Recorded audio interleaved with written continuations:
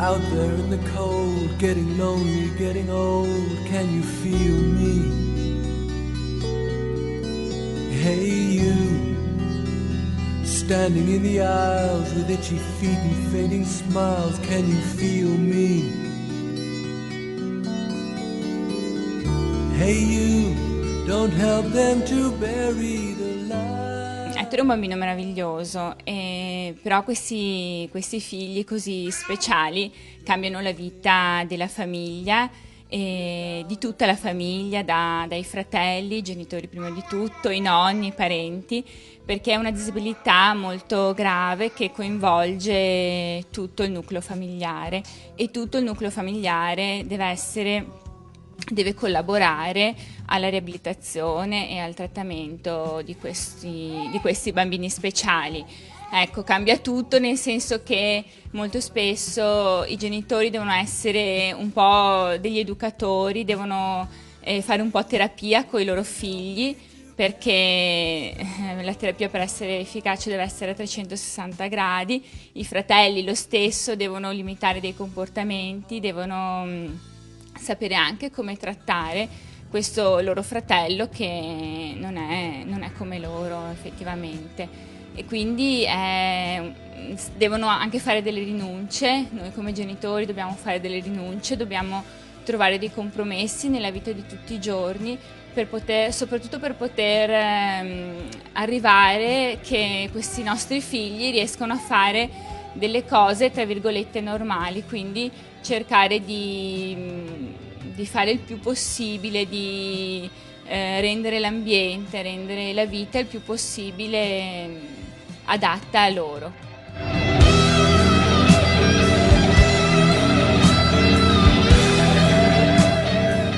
Da genitore, da mamma, che cosa significa e com'è stata la vostra esperienza, com'è la vostra esperienza con un bambino autistico? Avere un figlio autistico vuol dire cambiare completamente il modo di vedere le cose. Loro non vedono come noi. Bisogna cercare di entrare nella loro testa e di capire cosa vogliono quando hanno certi atteggiamenti, cosa vogliono quando dicono certe parole singole che vogliono dire un discorso intero. Non è facile, ci vogliono anni di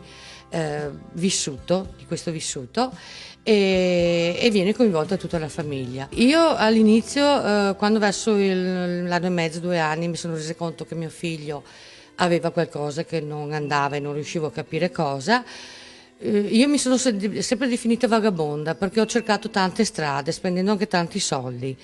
E quando sono riuscita a imboccare questa strada, l'ho seguita, perché divagare è una perdita di tempo, di soldi e di energie.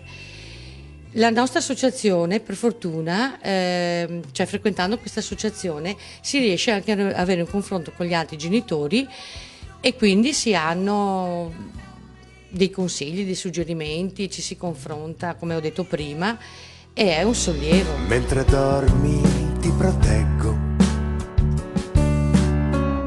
Sono un papà, ho un bimbo bellissimo di 10 anni, però mi sento anche il papà di tutti gli altri bambini che seguiamo, devo dire la verità. Oggi mi sento di dire che rispetto a quello che abbiamo vissuto noi come famiglie, anche abbiamo dei soggetti che oggi hanno 40 anni, ma anche solamente pensando a quello che posso aver vissuto io e tanti altri miei soci, si sta lavorando perché le famiglie che subiranno, diciamo, uno shock, perché alla fine diventa uno shock della nascita di un figlio autistico, possano essere inseriti in dei percorsi educativi tali da ottenere delle grandissime soddisfazioni dal loro figlio.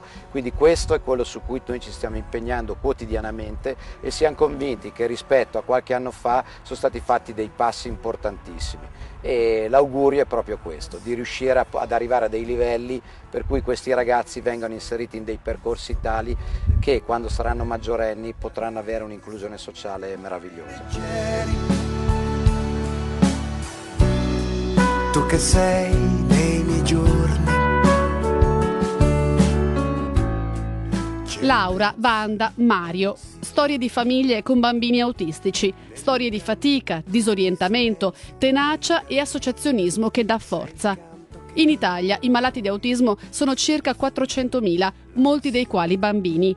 Li chiamano i piccoli della luna perché spesso distanti dal mondo e chiusi in un silenzio profondo. L'autismo è un complesso disturbo neurobiologico che colpisce in media un bambino ogni 150, i cui sintomi si manifestano entro i primi 2 anni di età, con una evidente compromissione dell'interazione sociale, della comunicazione verbale e con comportamenti, attività e interessi ripetitivi e stereotipati. Vi sono vari profili nell'autismo. Alcuni bambini manifestano un grave ritardo mentale, altri invece un buon livello cognitivo, definiti in questo caso ad alta funzionalità, ma con competenze pratiche comunque deficitarie. Il percorso per la diagnosi è lungo e spesso non facile. Bisogna rivolgersi a diversi specialisti e fino a qualche anno fa l'autismo era considerato un male misterioso e i trattamenti non erano basati su studi scientifici ma su ipotesi e sperimentazioni. A tutt'oggi non esiste un trattamento farmacologico o una terapia unica, ma si sa per certo che è una patologia pervasiva e permanente e che una diagnosi precoce e percorsi educativi di sviluppo cognitivo-comportamentale possono aiutare l'autonomia dei soggetti autistici e migliorarne nettamente la qualità di vita. Le realtà sanitarie specializzate per l'autismo non sono molte. A Treviso troviamo il Centro Samarotto, nato nel 2009 dall'esperienza decennale di una task force dedicata a questa patologia, che alla fine degli anni 90 ha cercato di interrogarsi sulla necessità di percorsi specifici per l'autismo. Questo gruppo dedicato di specialisti all'interno della nostra US 9 è nato nel 1998. Le famiglie si sono molto prodigate perché questa realtà prendesse piede e progredisse nelle iniziative. L'obiettivo è dare riconoscimento specifico ad un disturbo grave che necessita di risposte molto specialistiche e in rete. Quindi non si tratta solo di una risposta da dare all'interno di ambulatori, ma di risposte diffuse in ambito scolastico, sociale, eccetera, perché la caratteristica del disturbo è pervasiva, come dice il termine del disturbo stesso, e pertanto le risposte devono essere altrettanto omogeneamente diffuse nella rete di vita del bambino, della sua famiglia, nei servizi, nelle realtà di vita quotidiana. L'obiettivo è appunto questo, di portare fuori da una dimensione che fosse solo prettamente diagnostica, ma anche di tipo riabilitativo, inclusivo nella realtà sociale di questi soggetti che altrimenti rischiano comunque, in ogni caso, un peggioramento della loro dimensione patologica. Si fanno anche interventi a domicilio, è un'altra delle specificità del progetto che riguarda l'autismo in età evolutiva, cioè quello di far arrivare anche a casa delle famiglie dove il bambino vive, nei limiti delle nostre possibilità di risorse, delle indicazioni specifiche, andando proprio a vedere come vive la famiglia, i comportamenti, il problema del bambino, quali sono le soluzioni possibili da poter indicare, suggerire, in collaborazione ovviamente con i genitori. ASL, scuola, istituzioni, una società in pratica che si interroga e cerca soluzioni efficaci a supportare le famiglie coinvolte dal problema. Sonia, di autismo si sta parlando un po' di più, anche nell'opinione pubblica e nella ricerca clinica, se vogliamo chiamarla così, e soprattutto si sta cercando di specializzarsi in questa sindrome. Questo anche grazie alla spinta che però è arrivata dall'associazionismo familiare, bisogna dirlo. Direi che le associazioni hanno spinto moltissimo in questo senso, perché l'ANSA è nata alla fine dell'88, per cui ormai ha una grossa storia, ed è nata soprattutto per combattere tutte le teorie, diciamo, psicogenetiche che davano la colpa alla madre delle difficoltà del figlio. Gli orientamenti internazionali già allora cominciavano a muoversi con, vedi Shopler, North Carolina, con a trattamenti che però supportavano questa disabilità, dando la possibilità a queste persone di avere una vita assai più dignitosa e felice. Ecco. Anche l'Istituto Superiore di Sanità, Sonia, ha dettato da poco delle linee guida. Ecco, come le avete accolte e che cosa emerge da queste linee guida? Beh, noi le abbiamo accolte con molto entusiasmo perché vuol dire fare chiarezza, e se l'Istituto Superiore di Sanità analizza tutta una letteratura accreditata rispetto ai trattamenti che danno dei risultati, vuol dire spazzare anche dei trattamenti che non hanno mai dato alcun risultato o sono di puro aneddoto, no?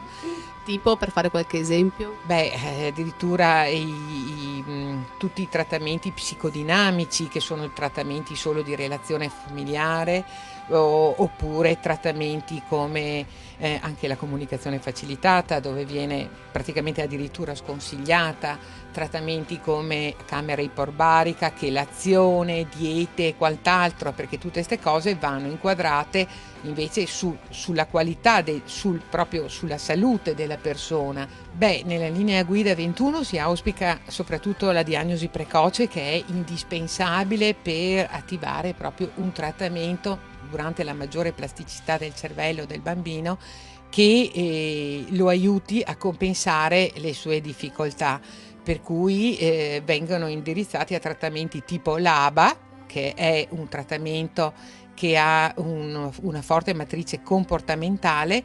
cognitivo-comportamentale, in cui si insegna a questi bambini delle modalità di comunicazione. Addirittura molti bambini diventano verbali, perché in questa fase riescono anche ad attivare maggiormente il fatto di correlare la parola all'intenzione, e di educazione sociale e soprattutto di interazione. Il dramma nel dramma è soprattutto la situazione dell'adulto con autismo. Dopo i 18 anni di età, infatti, le diagnosi di autismo sembrano scomparire, così come le persone che ne soffrono. Ma non è così, naturalmente, anche se ad oggi non esistono centri o strutture specifiche, così come operatori formati appositamente per trattare soggetti adulti con autismo. Il centro Samarotto, che ad oggi ha in carico circa 75 bambini e ragazzi, si è posto il problema. C'è un progetto cosiddetto Ponte che riguarda l'autismo, che a partire dal 16° anno di età nella quale il centro Samarotto compie la sua missione. Questo progetto Ponte riguarda i soggetti che dal 16° anno di età fino ai 24 anni di età produce e progetta le situazioni del soggetto rispetto al suo divenire prossimo, quindi in una fascia di età a cavallo, a ponte tra l'età evolutiva e l'età adulta. Il dopo di noi è da sempre la preoccupazione dei familiari di soggetti con disabilità, e proprio con questo obiettivo l'associazione Oltre il Labirinto ha già ottenuto un finanziamento regionale e sta raccogliendo fondi per il progetto Villaggio Monica Migotto. Abbiamo diversi tipi di progetti. Il Villaggio Monica Migotto è un progetto, reputo, molto interessante perché è unico nel mondo, perché per la prima volta non viene fatta una residenza, io la dico tipo Club Med, meravigliosa, ma una forma ghettizzante. C'è un coinvolgimento di 2 territori, di 2 comuni, Cavaso del Tomba e Pederobba, dove servizi di residenzialità, servizi lavorativi, servizi di integrazione sociale e anche le stesse famiglie sono coinvolte in un percorso in rete di inclusione sociale, che dia soprattutto dignità a questi ragazzi. Quindi sta nascendo, è molto complesso, però direi che è molto interessante come primo esperimento così allargato. Infatti lo chiamiamo uno huge co-housing, un co-housing allargato. Questo è il primo progetto pilota, in realtà stiamo già pensando di avviare altre 2 progettualità, una in Sicilia e l'altra a Feltre, sulla stessa base. E poi abbiamo un grandissimo progetto, però questo è un dopo di noi parziale e riguarda la fascia adulta e riguarda l'inserimento lavorativo. È un progetto che abbiamo già lanciato qua nel Veneto poche settimane fa. di cui in realtà ci sia un congresso a pochi giorni a Pisa col Ministero dell'Agricoltura, perché coinvolge per l'appunto il settore agricolo, dove insieme alla CIA, la Confederazione Italiana Agricoltori, insieme a Turismo Verde, cercheremo di inserire già da settembre una serie di ragazzi dai 16 anni in su affetti da autismo in strutture, in fattorie, in agriturismi, in aziende agricole, integrandole nel lavoro di queste aziende.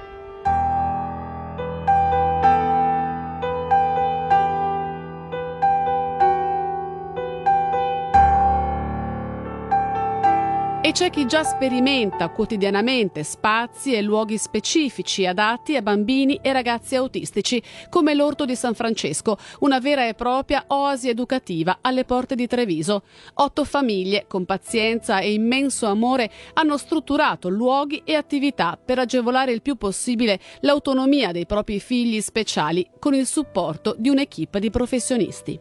C'è un laboratorio di cucina, un laboratorio di falegnameria, lo chiamiamo di creatività, in realtà un laboratorio dove imparano a utilizzare bene le mani, e una piccola palestra dove si rilassano ma anche fanno sempre dei giochi che hanno appunto la funzione di insegnargli sempre delle abilità.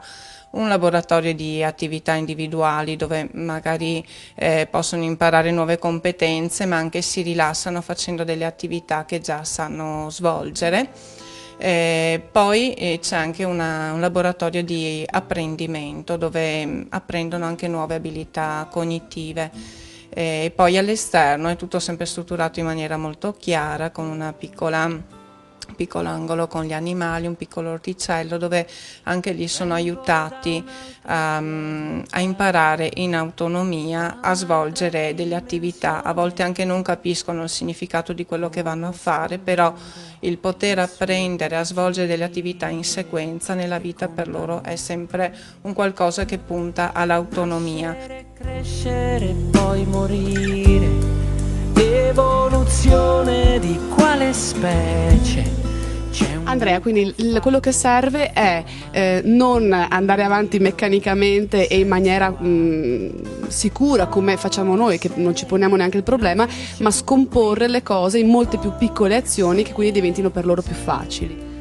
A parte tutte le teorie, la cosa più semplice è come quando si parla con un bambino. È inutile parlare con un bambino dall'alto al basso, bisogna mettersi al suo livello, inchinarsi e guardarlo negli occhi. Quindi per ogni attività che si propone bisogna pensare dal punto di vista suo, di quali sono i suoi problemi, le sue difficoltà e presentarla al suo livello.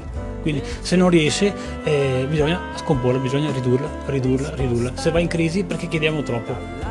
E quindi bisogna trovare un'attività più facile, bisogna sempre scomporre un'attività in singole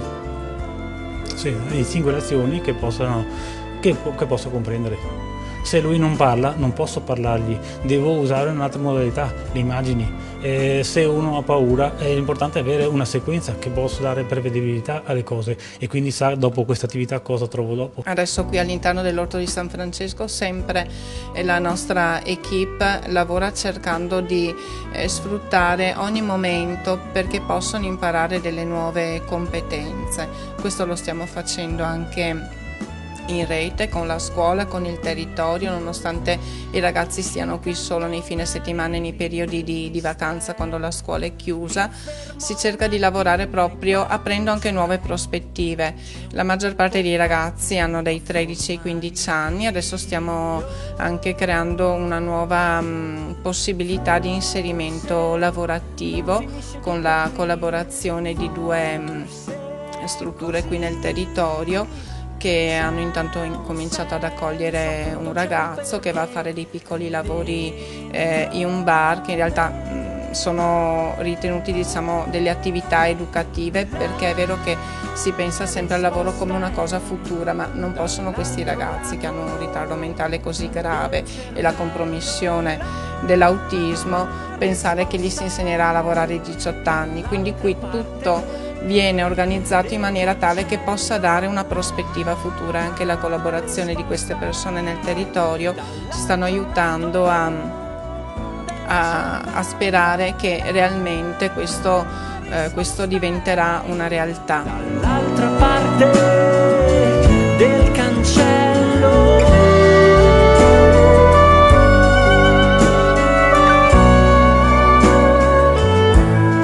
Specifici e sicuri, percorsi educativi di tipo cognitivo-comportamentale, professionisti adeguatamente formati e, naturalmente, la volontà di riportare l'attenzione su una patologia per troppo tempo trascurata, soprattutto per la fase adulta. La psichiatria italiana non è aggiornata e non prevede nemmeno, in generale, la diagnosi di autismo. Per cui si assiste al fatto mostruoso del cambiamento di diagnosi con tutto ciò che ne consegue anche a livello semplicemente statistico, per cui noi non sappiamo quanti autistici adulti vi siano in Italia e quindi questa fallacia, per dire così, questo vuoto statistico implica anche che non si possa programmare nulla. Allora ci si può rendere conto di quanto profonda sia la rivoluzione culturale che occorre, una rivoluzione che implica pensare anzitutto appunto alla vita di queste persone nell'intero suo arco e implica anche tutta una serie di conseguenze che impattano fortemente sulla vita familiare, cioè un altro punto da tenere presente, proprio come base di tutto, è che l'autismo non colpisce solo le singole persone, ma le loro famiglie nell'insieme, come relazione, come vita, come tutto. Faccio solo un esempio mio personale.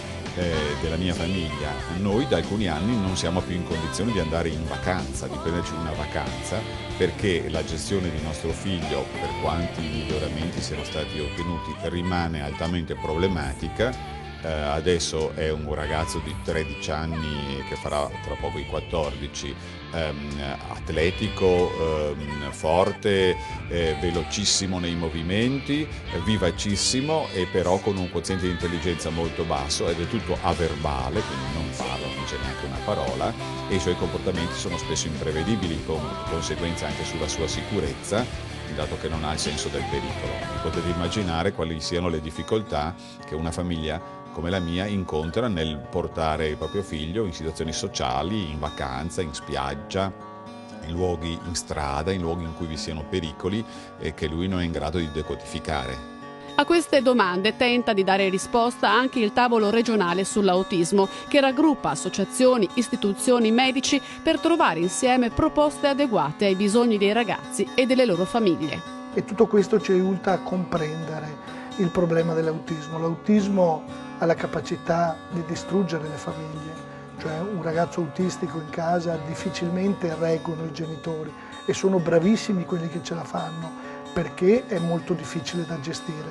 Perciò noi abbiamo pensato attraverso questo tavolo di individuare dei percorsi e abbiamo già finanziato il primo co-housing, famiglie di ragazzi con autismo che vanno a vivere in una stessa area. Noi finanziamo la casa di tutti, dove queste famiglie possono portare i ragazzi, cercano educatori, preparatori, cioè la via di aiutare la famiglia. Io ho le politiche sociali, non le politiche sanitarie, perciò la nostra via è quella di star vicino alle famiglie, di aiutarli nel percorso che è un percorso molto difficile. Io credo che per la fine di quest'anno avremo già i primi percorsi avviati, perché non dobbiamo solo come tavolo trovarci e discutere, ma è trovarci, discutere e agire.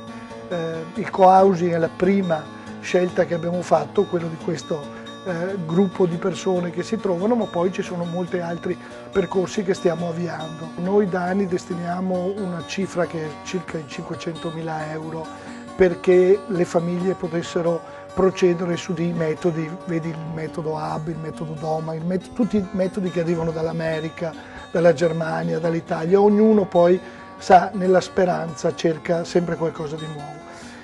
Attualmente non è un problema economico, l'abbiamo fatto con l'articolo 8 del fondo di rotazione, ma il problema oggi è individuare percorsi condivisi. Quando abbiamo costruito questi percorsi più condivisi, che ci impiegheremo tutto il 2012, metteremo a disposizione anche le risorse per il 2013. Oggi sarebbero quasi inutili, tranne queste per i metodi che li ho appena annunciato, ma tutto il resto è da condividere qual è il percorso da fare. Io credo che la Commissione, che trova anche degli esperti come Lucio Moderato, ci possa indicare una strada e poi costruiremo il percorso economico per attivare queste strade, però il nostro percorso è molto un percorso sociale in questo tempo, di aiuto alla famiglia. Il percorso della ricerca compete a un altro assessorato e alle università. Noi non abbiamo questa né la forza, né la volontà, né la possibilità di attivare questi tavoli. Beh, c'è bisogno di un'organizzaone, per cui la frammentazione abbiamo sempre visto che poi non aiuta a una crescita, diciamo, omogenea, per cui noi ora come ora abbiamo comunque dei punti come il centro San Marotto, come l'US di Tene, come il centro per l'autismo di Vicenza. Abbiamo delle realtà che si muovono e producono anche diciamo delle buone prassi, ma restano comunque sempre molto scollegate. Secondo le nostre associazioni comunque un centro di terzo livello a livello universitario che si occupi e di ricerca e di formazione potrebbe, diciamo, garantire una qualità di formazione e di diffusione e di controllo della cultura dell'autismo su un altro piano.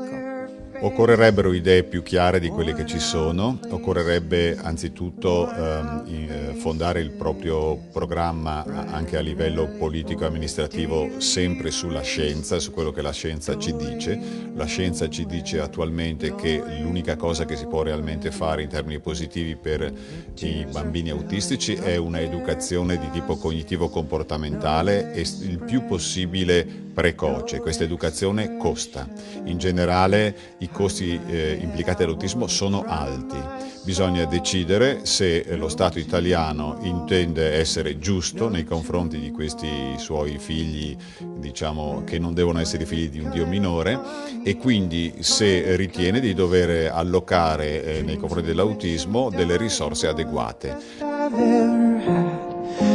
Find it hard to tell you, I find it hard to take. When people run in circles, it's a very... Nel silenzio della loro fantasia complessa, del loro linguaggio spesso inaccessibile, del loro mondo interiore tutto da interpretare, i bambini autistici devono trovare un mondo preparato, un mondo che possa dare loro la speranza di una vita buona. E questo parte, come abbiamo visto, da genitori coraggiosi. Io posso dire ai genitori di non avere paura di quello che potrebbero scoprire sui propri figli, perché la cosa più importante è il punto di partenza, quindi sapere che i propri figli hanno una disabilità, una difficoltà, e da lì si può partire ad aiutarli. Se si nasconde la testa sotto la sabbia o se si accettano molte volte consigli di amici o anche di persone più esperte che dicono aspettate, col tempo passerà, vediamo come evolve, voi non ascoltateli ma andate dritti perché verso il bene del vostro figlio. The best I've ever had. I find it hard to tell you, I find it hard to take. When people run in circles, it's a very, very